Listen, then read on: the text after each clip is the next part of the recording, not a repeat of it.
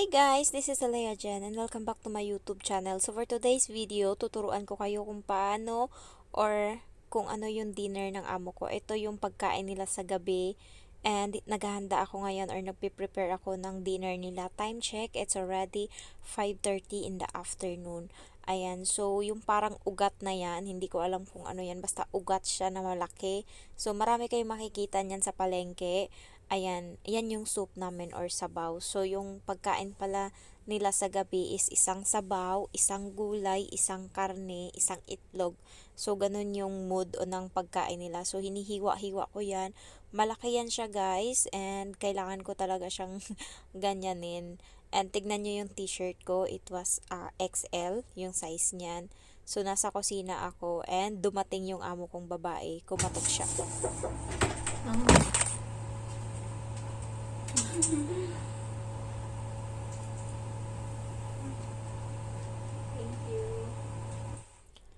So, binigyan niya ako niyan. Ganyan siya kapag may mga pagkain siya. Binibigyan niya ako, ganyan. So, pumunta siya sa kusina and then kumatok siya doon. Tapos, ayan, sinubo niya yan sa akin yung pagkain. So, yung phone ko is nakaharap talaga siya sa pinto. So, kailangan ko talaga siyang itaob. Ayan, tinaob ko lang nung time na yon and gusto kong ayoko kasi magagalit. Hindi naman siya magagalit, pero hindi niya pa ako talaga actual na nakita na nagva-vlog ako. Pero alam ko na niya, na nakikita niya ako sa CCTV, pero yung actual talaga na personal niya makita, hindi niya nakita. Ayan, so yan, tanggalin niyo yung mga itim-itim and then hiwain niyo siya ng malalaking hiwa. So, walang ano yan ng hiwa, basta malaki lang, ganyan lang. So, sa una, pag may amo kayo nakatingin, syempre kung anong gusto niyang hiwa niyo dyan, yun yung gawin niyo. Pero hindi yan kinakain yung ugat na yan guys, bali pinapakuluan lang yan, hindi yan kinakain, tinatapon lang yan pagkatapos. So, walang pakinabang yung ano lang yan, parang ewan ko, yung lasa lang yan ata yung inaano nila kasi para daw yan sa mga gamot-gamot daw. May mga gamot-gamot yung mga soup nila. Ayan, so carrots, ayan, ano lang siya, balatan, and then hiwain ng malalaki. So, walang pakinabang yan guys, yung carrots na yan, yung mga nilalagay-lagay dyan. Sabaw lang yung kinukuha nila dyan, iniinom nila. So, pinagtatapon ko na yan pagkatapos. Ako, minsan kinukuha ko yung isang slice ng carrots, ganyan, kasi hindi ako mahilig sa carrots. Patatas ako mahilig, so wala talagang pakinabang yan dito. Yung mais, kinakain nila yan. Binibigay ko yan sa kanila. Tagda dalawang slice, sa bata wala. So, dalawang slice sa amo kong babae, sa lalaki dalawa din. And akin yung natira.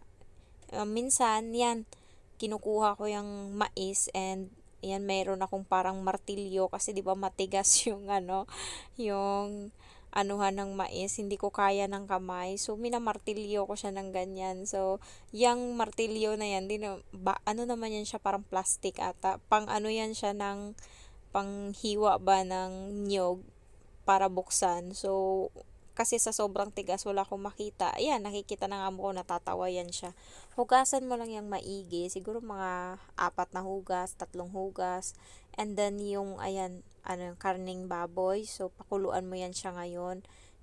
Ano mo siya. And then ayang beans na yan guys, yan yung hinahalo. Malapad na beans in maliit. Ayan, so ayan lang yung hinahalo dyan. Konti lang yung ingredients niyan. Hugasan mo lang din siya ng mga 3 or ilang beses para malinis lang siya. And then, i-shoot mo na doon sa pot.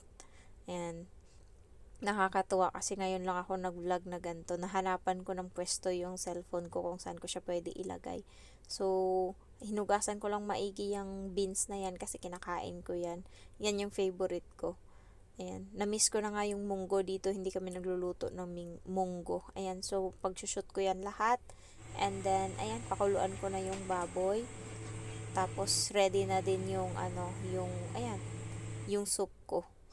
Tapos, kumulo na siya. Tapon mo lang yung, bula sa taas. Sabi ng kapatid ko, dugo daw yan.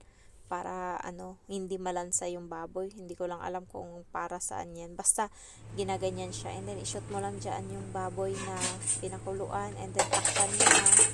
Ayan. So, ganyan lang yung pressure cooker namin. So, 25 minutes mo siyang papakuluan.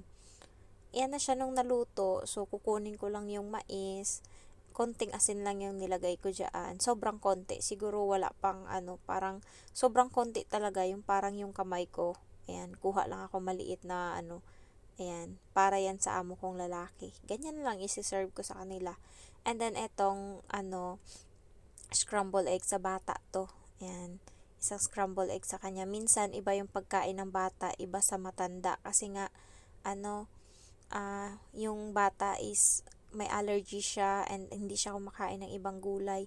Pili lang yung gulay na kinakain niya. Kaya minsan hindi siya nasama kasi hindi siya kumakain ng cabbage and yung ulam ngayon is may cabbage. Nagluto pala ako ng choy sam, hindi ko na sinama dito kasi nga ilalagay ko yun siya sa isa kong video kasi nakaligtaan ko. Nung nakaraan kasi nag-vlog din ako about nito, hindi ko pa na-edit and then nag-awa yung amo ko. So, hindi ko na napicturean, nataranta din ako, hindi na ako nakapag-video kaya hindi ko na sinama dito yung isa kasi ito mahaba na to eh. Marami ako niluto dito.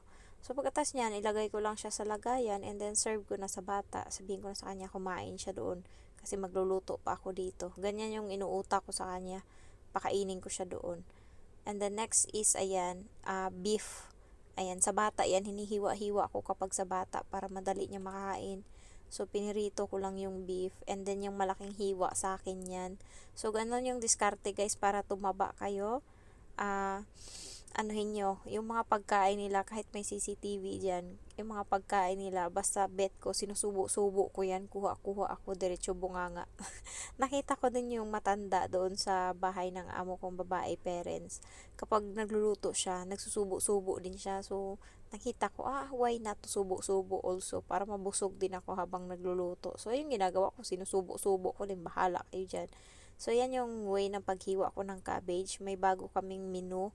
Hindi ko na naman alam anong pangalan. Ginawa ng amo ko. Sinend niya sa akin sa WhatsApp kung paano gawin. Ayan. And then, pinabayaan niya na ako sa kusina. Basta sinend niya lang sa akin. So, naghahanap yan siya ng mga panibagong kaalaman sa buhay. Yan yung ginagawa niya. Kaysa magmarites siya sa akin sa CCTV, nanonood na lang siya ng kung ano-anong luto para ipaluto niya sa akin. Kasi gusto niya mag-discover din ng bago kasi wala na, paulit-ulit na lang yung pagkain nila. Ayan, tignan nyo yung damit ko, nakakatuwa, diba? So, ayan, lulutuin ko na siya. Maglalagay ako ngayon ng itlog, mantika, and then itlog na, tag nito, tatlo, and then dumikit siya, hindi non-stick yung pan namin, so dumikit siya dyan, hindi ko madiskartihan. Kaya ang ginawa ko, sinunog ko na lang yan siya para wala nang mahirap na gawin. And then, nung tapos na, nilagyan ko na siya ng tubig. O, diba? Galing ko. Nilagyan ko na ng tubig guys, pagkatapos ko prituhin yung itlog, binaliktad ko, binuhusan ko ngayon ng tubig na mainit. So, ayan na yung buhay niya. Next is, kumulo na siya, ilagay ko ngayon yung noodles. Ewan ko anong noodles yan. Uwosi, sabi ng bata, uwosi daw. Ewan ko sa kanya. And then, ayan, ilalagay ko na ngayon yung tokwa. Tokwa yan. So, ginamitan ko na ng kamay. Kasi sobrang lambot ng tokwa. So, bahala na sila dyan. Nakikita naman ng amo ko minsan na ginagamit ko yung kamay ko sa pagluluto. Kasi nga, syempre, hindi naman kaya yan ng kung ano-ano. And naghuhugas naman ako ng kamay. Next is, ayan na siya. So, antayin ko lang siya ngayong kumulo. Nilagyan ko na din yan ng asin na sobrang konti. Na asing hindi mo maramdaman or hindi mo malasahan. So, pabayaan ko lang yan siya dyan. Basta meron na siya ng noodles, ng tokwa, and then ng itlog. Tas, yan. Pagkulo niya, nilagay ko na yung cabbage na hiniwa-hiwa ko kanina.